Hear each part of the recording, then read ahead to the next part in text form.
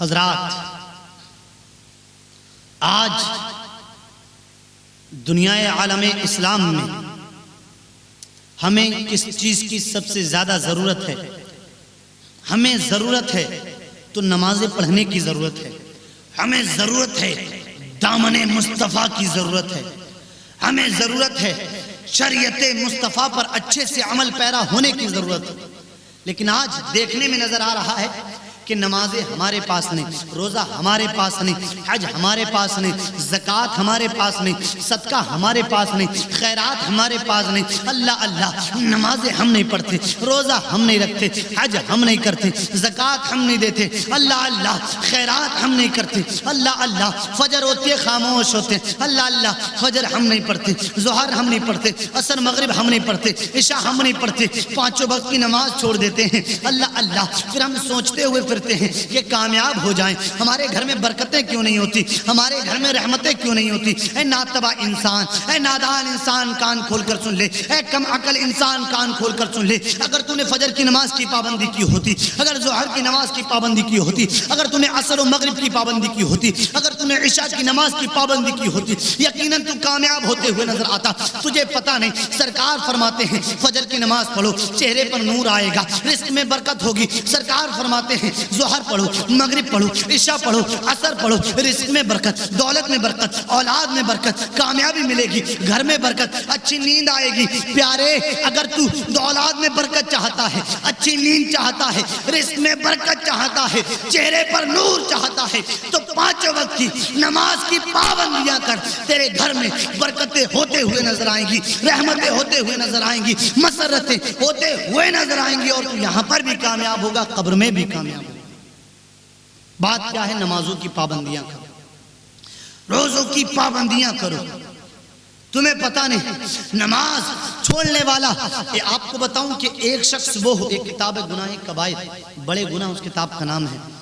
آپ کو پتہ ہے ایک وہ شخص جو نماز پڑھتا ہے لیکن نماز میں سستی کرتا ہے، کاہلی کرتا ہے، اور ایک وہ جو نماز ہی نہیں پڑھتا، اس کے لیے کیا حکم ہے، اور جو نماز میں سستی کرتا ہے اس کے لیے کیا حکم ہے؟ سنو، گناہ کبائر میں آتا ہے کہ جو شخص نماز پڑھے لیکن وقت نکال کر نماز پڑھے، ٹائم نکال کر نماز پڑھے، یعنی جو وقت نماز کا ہے اس پر نماز نہ پڑھے، دوسرے وقت میں وہ والی نماز پڑھے، اس کی قبر میں آگ دہکائی جائے گی، اس کی قبر میں آگ بھڑکائی جلائی جائے گی، اور وہ آگ قیامت تک جلتی رہے گی، اور وہ اس آگ میں جلتا رہے گا اور تڑپتا رہے گا۔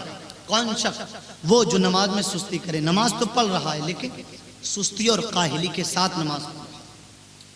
بتاؤ، سستی اور کاہلی کے ساتھ نماز پڑھنے والے کے لیے ایک یہ حکم ہے، اور جو نماز ہی نہیں پڑھتا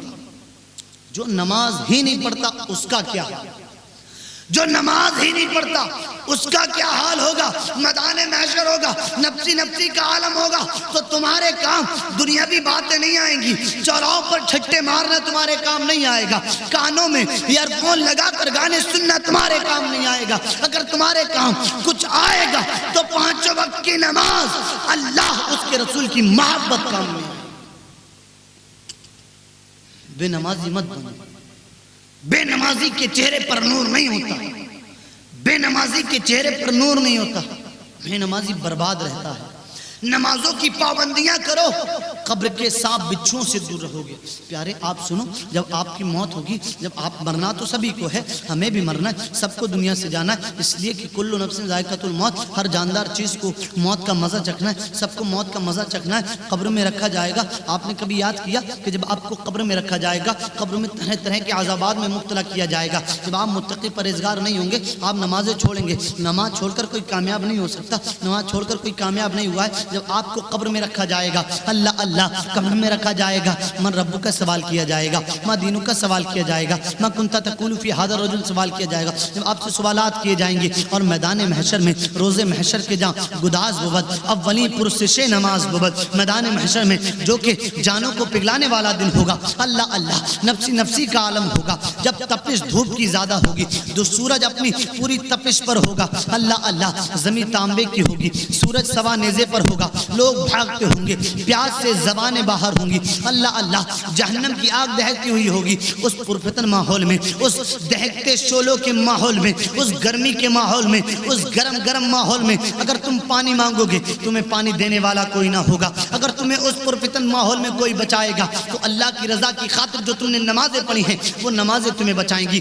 پیارے، اگر تم سے میدان محشر میں سب سے پہلا جو سوال کیا جائے گا وہ نمازوں کے بارے میں سوال کیا جائے گا، بتاؤ تم کہاں سے جواب دو گے؟ تم نے نمازیں بھی نہیں پڑھی ہوں گی۔ بے شک آج انسان گناہوں سے نہیں بچ پاتا، برائیوں سے نہیں بچ پاتا، لیکن قرآن تو کہہ رہا ہے بے شک نماز بے حیائی اور برائی سے بچاتی ہے۔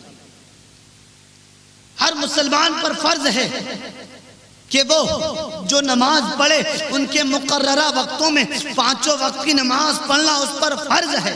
قرآن اعلان کر رہا ہے تو نماز جن وقتوں پر تم پر فرض کی گئی ہے ان وقتوں پر نماز کو ادا کرو، تبھی تم کامیاب ہو سکتے ہو، تبھی ہر جگہ کامیابی مل سکتی ہے۔ یہ نہیں کہ اذانیں ہو رہی ہیں دنیاوی باتوں میں مشغول ہو، نمازیں ہو رہی ہیں دنیاوی باتوں میں مشغول ہو، نمازیں ہو رہی ہیں ٹی وی کی اسکرین تمہاری آنکھوں کے سامنے ہے، نمازیں ہو رہی ہیں طرح طرح کی باتوں میں تم مشغول ہو، نمازیں ہو رہی ہیں طرح طرح کی باتوں میں تم گم ہو گئے ہو، کھو گئے ہو۔ پیارے، میدان محشر میں نماز تمہارے کام آئے گی۔ میدان محشر میں جب تمہیں عذاب دیا جائے گا اس وقت نماز ہی تم کو بچائے گی۔ بے نمازی کبھی کامیاب نہیں ہوتا، بے نمازی کو کبھی کامیابی نہیں ملتی۔ کامیابی چاہتے ہو تو نماز کی پابندیاں کرو۔ اس لیے اللہ کے رسول نے فرمایا نماز میری آنکھوں کی ٹھنڈک۔ ایک مرتبہ سرکار نے فرمایا میرے صحابہ ایک بات بتاؤ، عرض کی یا رسول اللہ فداکا بھی امی، یا رسول اللہ سرکار ہمارے ماں باپ آپ کے قدموں پر قربان۔ سرکار کیا بات ہے؟ سرکار نے فرمایا بتاؤ اگر کسی کے دروازے پر ایک نہر جاری ہے، اگر کسی کے دروازے پر ایک نہر جاری ہو اور اس میں غسل کرنے والا 5 وقت غسل کرے تو بتاؤ اس کے جسم پر کوئی میل باقی رہے گا؟ کیا اس کا جسم گندا رہے گا؟ کیا اس کے جسم پر کوئی نجاست یا کوئی غلاظت باقی رہے گی؟ عرض کی یا رسول اللہ جب 5 وقت غسل کرے گا سرکار جسم صاف و شفاف رہے گا، یا رسول اللہ جسم پر کوئی میل باقی نہ رہے گا، سرکار جسم پر کوئی غلاظت نہ رہے گی، کوئی نجاست نہ رہے گی۔ اللہ اللہ، پیارے مصطفیٰ محمد عربی صلی اللہ علیہ وسلم نے ارشاد فرمایا اے میرے صحابہ بس یہی مثال 5 وقت کی نمازوں کی ہے۔ اللہ اللہ، اگر گناہ کرنے والا رات و دن گناہ کرنے والا 5 وقت کی نماز کی پابندی کرے، 5 وقت کی نماز پڑھے تو جس طرح سے 5 وقت غسل کرنے والے کے جسم پر کوئی میل باقی نہ رہے گا، اسی طریقے سے اگر گناہگار 5 وقت کی نماز کی پابندیاں کرے گا تو پروردگار اس کے سارے گناہوں کو معاف کر دے گا، اس کے نامہ اعمال میں نیکیاں لکھ دے گا، اس کے نامہ اعمال میں کوئی گناہ باقی نہ رہے گا اگر وہ 5 وقت کی نماز پڑھے گا۔ اتنی اچھی مثالیں میرے سرکار نے ارشاد فرمائی، اور ہم نماز نہیں پڑھتے۔ صحابہ اکرام کا کردار دیکھو، صحابہ اکرام کو دیکھو، جنگ بدر کا موقع، جنگ خندق کا موقع، جنگ صفین کا موقع، جنگ بدر کا موقع، جنگ خیبر کا موقع، پھر بھی آپ نے نمازیں نہ چھوڑی، پھر بھی آپ نے روزے نہ چھوڑے، تلواروں کے سائے میں سجدہ کرتے تھے۔ اور سب سے بڑی مثال کربلا کا میدان ہمارے لیے ہے۔ امام حسین شہید ہو گئے، کربلا میں میرے امام نے گھر کا گھر لٹا دیا، کربلا میں میرے امام نے علی اصغر کو قربان کر دیا، اول محمد کو قربان کر دیا، حضرت عباس کو قربان کر دیا، میرے امام نے حضرت سکینہ کے صبر کو قربان کیا، میرے امام نے حضرت حر کو قربان کر دیا، حضرت قاسم کو قربان کر دیا، یہاں تک کہ میرا امام خود بھی قربان ہو گیا لیکن سجدہ نہ چھوڑا۔ میرے امام نے نمازیں نہ چھوڑی، خود بھی امام قربان ہوا، اپنے کنبے کو بھی قربان کیا۔ اللہ اللہ، اپنے خاندان کو دین مصطفیٰ پر، شریعت مصطفیٰ پر، اسلام پر، مذہب اسلام پر، سرکار کے قانون پر قربان کر دیا لیکن نمازیں نہ چھوڑی۔ کربلا کے میدان میں جب تلواریں چل رہی تھی، کربلا کی تپتی ہوئی ریت پر 3 دن کا بھوکا پیاسا امام، 3 دن کا بھوکا پیاسا عباس، 3 دن کا بھوکا پیاسا حضرت زینب کا وہ لخت جگر اونو محمد، تین دن کا بھوکا پیاسا حضرت قاسم، 3 دن کا بھوکا پیاسا حضرت حور، جب پروردگار کی محبوب کے نواسے نے اپنا قنبہ قربان کر کے نمازیں نہ چھوڑی، ہمارے پاس تو آج مسجدوں میں ایسیاں موجود ہیں، ہمارے پاس تو مسجدوں میں پنکھوں کا انتظام موجود ہے، ہمارے پاس تو مسجدوں میں اچھے فرش کا انتظام موجود ہے، تو ہم نمازیں کیوں چھوڑ رہے ہیں؟ پیارے، ہمیں نمازیں نہیں چھوڑنا چاہیے، نمازوں کی پابندی کرو، یہاں پر بھی کامیاب، قبر میں بھی کامیاب، میدان محشر میں بھی کامیاب۔